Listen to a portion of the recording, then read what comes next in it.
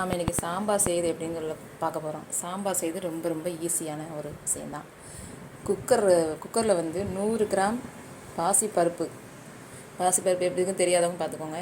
குட்டி குட்டியாக yellow colour தான் இருக்கும். நல்லா கழுவிக்கோங்க. கழுவிட்டு குக்கரில் வச்சுக்கோங்க. ஓகேவா? கொஞ்சம் மஞ்சள் பொடி, பருப்புக்கு எப்போ மஞ்சள் பொடி போகும். காயப்பொடி, ஏன்னா பருப்பு வந்து வாயு ஆயிட்டனால காயத்தை சேர்த்தா தான் நமக்கு வாயு பிடிக்காது, வாயு பிரச்சனைகள் இருக்காது. அண்டு அதாவது பேச்சுலர்ஸ் கூட இந்த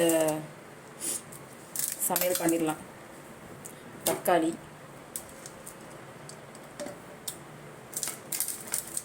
வெங்காயம்,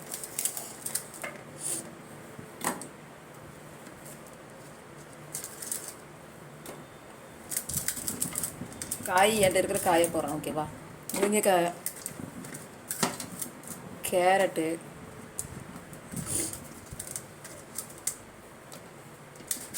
பச்சை மிளகா இருந்தால் உரப்பு பச்சை மிளகா போடுங்க. பச்சை மிளகா இல்லைன்னா மிளகா தூள் போட்டுக்கோங்க. சாம்பார் பொடினா சாம்பார் பொடி போடுங்க. தடியங்காய், வெள்ளை பூசணிக்காய் நல்லது. ஓகேவா? சாம்பார் பொடி உங்கள்கிட்ட இருக்குன்னா சாம்பார் பொடி போடுங்க. சாம்பார் பொடியிலேயே உங்களுக்கு உரப்பு இருக்கும்.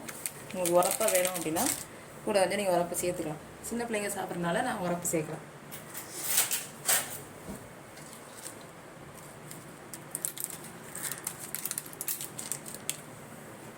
சாம்பார் பொடி,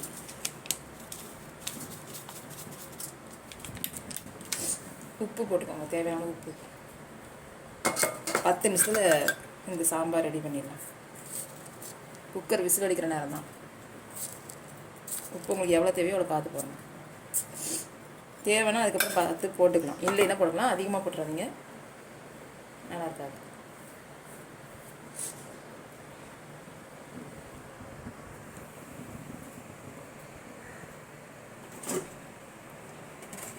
தண்ணி வந்து கொஞ்சம் வைக்கணும். ஏன்னா சாம்பார் கட்டியாயிடும் இல்லையா?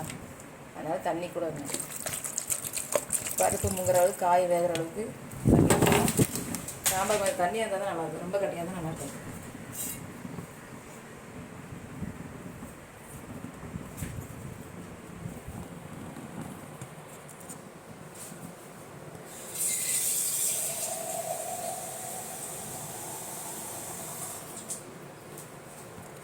இந்த தக்காளி சேர்க்கறனால புளி ஊற்றணும்.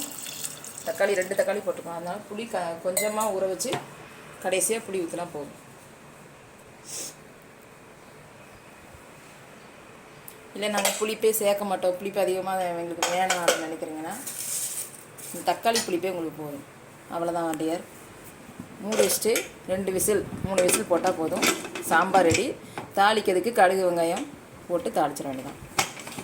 கடுகு வெங்காயம் கருவேப்பிலை, அவ்வளோதான். தாளித்து இதில் ஊற்றிட்டிங்கன்னா சாம்பார் ரெடி. சாதம் ரெடி ஆகிட்டுருக்கு. சாம்பார் வச்சு சாப்பிட்லாம். முருங்கைக்கீரை பொரியல் இது சாப்பிட்டிங்கன்னா உடம்புக்கு நல்ல ஹெல்த்தியானது.